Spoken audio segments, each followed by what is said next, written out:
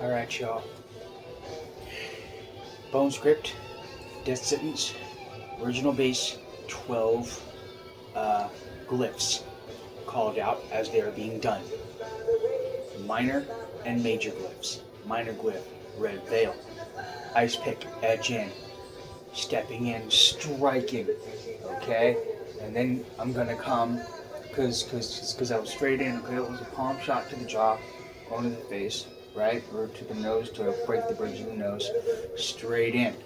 Boom. Now, I'm gonna step off. Just 45. I got my blade ready. Pivoting.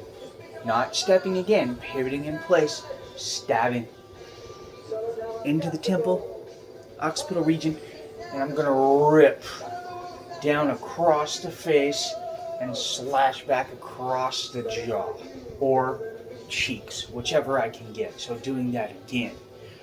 Okay. Minor, pop, stabbing and ripping down. Major, what I just did previously, stepping in, pop, offside, stab, rip forward, rip back. So like this.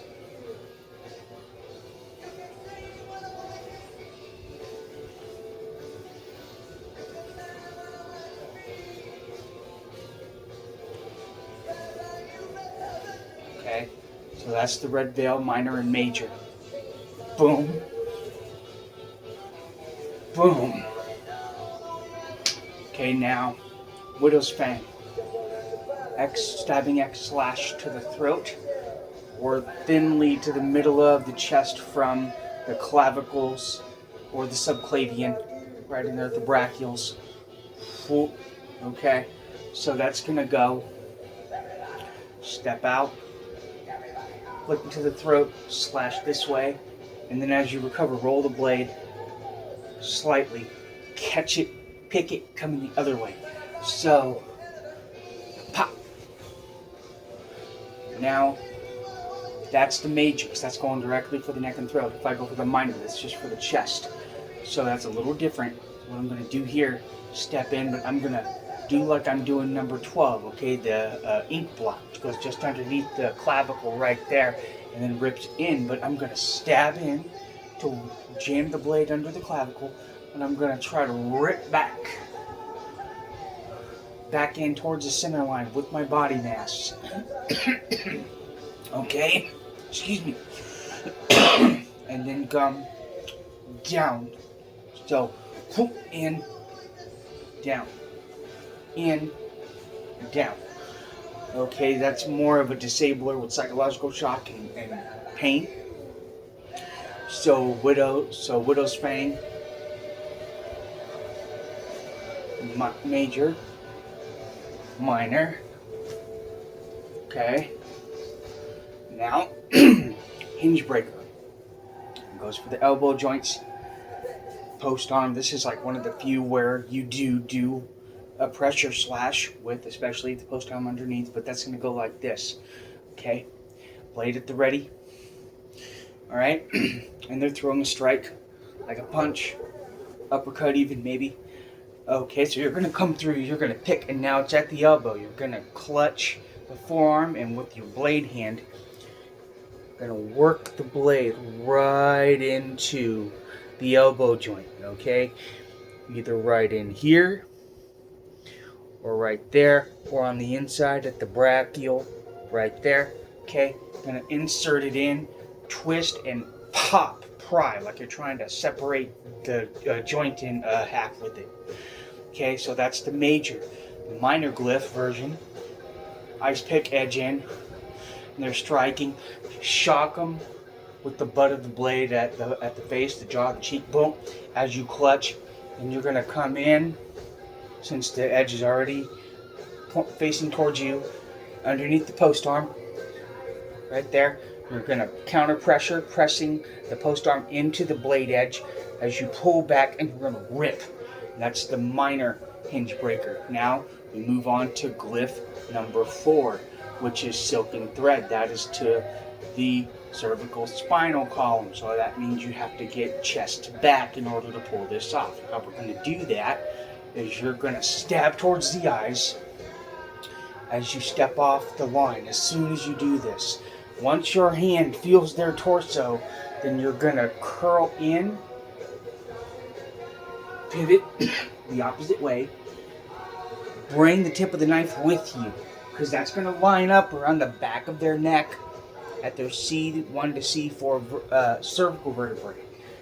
You're going to stab in, and you're going to rip down past between the shoulder blades along the backbone. And you're going to rip down as far as you can. Okay, that's silken thread, and that's the major glyph. All right, I'm going to do this again. All right. There. The minor glyph of silken thread would be, once you do that pivot, instead of plunging it into their neck bone and ripping down, slashing down the column of the spine, just underneath the shoulder blades, okay? Right in here. I'm going to take, once again, the tip of the knife, and you're going to shock them again, of course, but when you pivot, you're going to come up from underneath, and you're going to work the knife blade underneath the shoulder blade to catch that nerve that will take out the arm.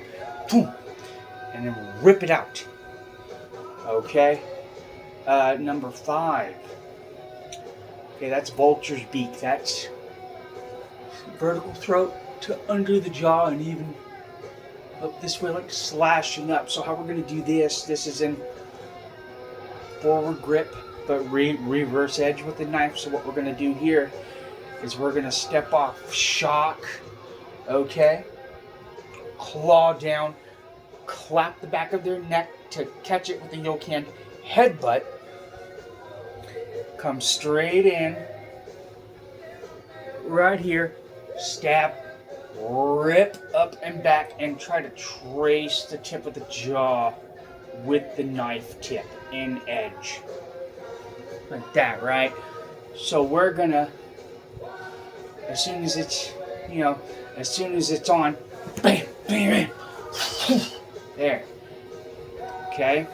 Not all glyphs have a major and minor. Some of them are just what they are. Vulture's beak is one of those. It is what it is. You're gonna vertically slit their throat cavity up underneath the submandible, and then, okay, that's number 5, vulture's beak. Number 6, open gate. This one has a major and a minor glyph. This one goes to the groin and for the inner thigh area. So what we're going to do here, I will remove my slippers so I'm not kicking my shoes off.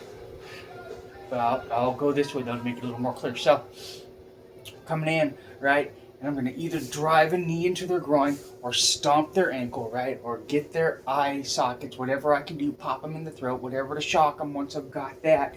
Then I'm going to, the knife is still forward grip, edge up, by the way. I'm going to crouch down like I'm trying to pick a single leg, maybe, or maybe a double. All right? And get the blade, and sneak the blade in there first because it's to be felt, not seen. And I'm going to rip, stab and rip. X this way and this way at the groin, or ripping stab, unzipping the inner thighs to get the femoral. The femoral slashes would be the minor glyph. The X slash ripping slashing stab at the groin itself would be the major glyph for number 6, open gate. Number 7 is blood crescent. This one stabs to the liver and disembowels at the belly, spilling the spaghetti bag, if you will. So they're coming in with an attack. I'm going to butt jab towards their face to shock them. Notice I'm in ice pick, edge out, and there's a good reason for that. And I'm going to slam through, hammer fist the side of their face, grab. I'm going to turn into them to line my knife up in close proximity with their liver. I'm going to stab in as I clutch and squeeze. Then I'm going to pivot back this way,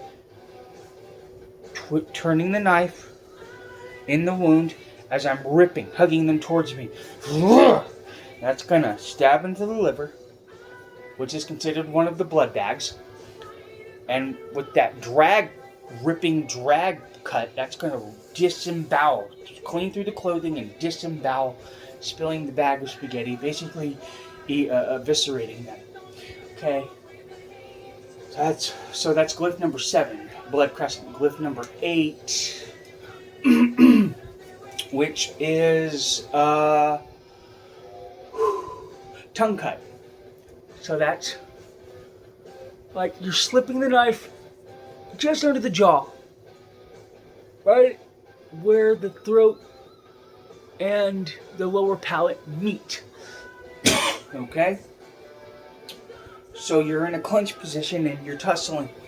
You manage to shock, you manage to draw your blade, and you insert it. Now this can be either forward grip or it can be ice pick. This one it's really dealer's choice. And you're going to insert it up underneath like you're trying to replace their tongue with the knife blade itself. Full in. Twist around to rip and rip it out. So tongue cut, single glyph. Angel's hook, number 9. Also single glyph, as it's a rounded throat slash, basically an ear to ear. So I like to do reverse grip with those. Something about it just seems more solid with getting the blade in there and destroying the target to me. I don't know what it is, but it just seems that way. So, Angel's hook. Coming in with an attack. I'm going to come in close. Boom. Elbow. Yoke the back of their neck. Clutch it. And since my knife is already pre-drawn in ice pick, I'm going to stab into the one side of their neck. And then as I'm maintaining clutch, pivoting my body, making my body draw the glyph, not just my arm and knife. Torquing across, coming up, stopping that opposite where the blade entered. So it's just peeling all this up and just opening it. And that is Angel's Hook. Now the 10th one, which would have been the original final base glyph, but Sephiroth's vein, or Sephiroth's spine and the ink blot, 11 and 12 respectively, was added to it. But anyway, back to the current one, Final Seal. That is a forward thrust into the sternum, into the heart box, the pericardial sac, the heart itself, okay? And then a ripping, wound working and ripping straight out. So that's piling dead center, dead in. Red veil was off to the side, crossing the center line. Final Seal, straight in from your meridian line, going straight through. And just piling through the off button in the human body, which is the heart. So, Final Seal, this is very straightforward. This is more like a crash and burn kind of a stab. So I'm not doing any kind of fancy off-angle stepping setup, no fancy bagua pivots, none of that. I'm just going to go straight in, directly to the heart, as my offhand forearm elbow slams into the body to add shock. Maybe they're in front of a wall and I slam them into the wall, and as I'm slamming in, all that impact is going right into the knife, right into the heart. Once it's there, I'm going to rip and rip back. That's the Final Seal. Now Sephiroth's vein. That's from C1 to C3 in the back of the neck. So how I'm going to do that is I'm going to horizontal slash as I off-step across their eyes, get them to sway back or throw their hands up or at me or something. So once I get that, I'm going to stab low into their thigh as an off-target reaction and injury. Maybe I catch the femoral, maybe I don't. That's not the important part. The important part is I want to get to the back of their neck. So now I'm going to clutch their ear or hair, whichever's closer, and then I'm going to remove the knife, finish my turn, because I was turning this way as I started. And I'm going to plunge it right into the back of their neck, and whether it's with the tip or with the tip in the edge, either way, rip straight down and back, basically filleting it open. Now for the final one, ink blot. Okay, that's at the brachials, just underneath the clavicle, right in here, both sides. So this is more of a disabling, slow bleed out kind of a wound, is what I've always gotten from this one. So this is to disable their arms, though, mainly. It's more of an immobilization or disabling, weakening stab. So they're attacking me. Attack could be anything, a grapple or a strike or a weapon in their hand. Point is if they're close enough, or I can get close enough in order to use my knife to stab and rip at them with the tip. So with ink blot, what I'm going to do, whichever arm's moving, that's the one that I'm going to try to train track and get to that arm's brachial. So if it's the left hand, because my phone mirrors things, if it's the left hand, then I'm going to slip right in, stab him right in the brachial, right there. And then I'm going to twist and rip to the side and rip out. That arm will not work, especially if it's a full or half blade length depth stab, ripping all the way across, maintaining that depth. That arm is severely compromised now. And then if I wanted to be an asshole, once I stabbed it in there, then I work it up against the clavicle. It takes only 8 pounds of pressure per square inch to snap it. Once that's snapped, the entire arm is incapacitated. That arm cannot move for any reason. Defensive, offensive, grabbing, nothing. No collarbone, no arm movement.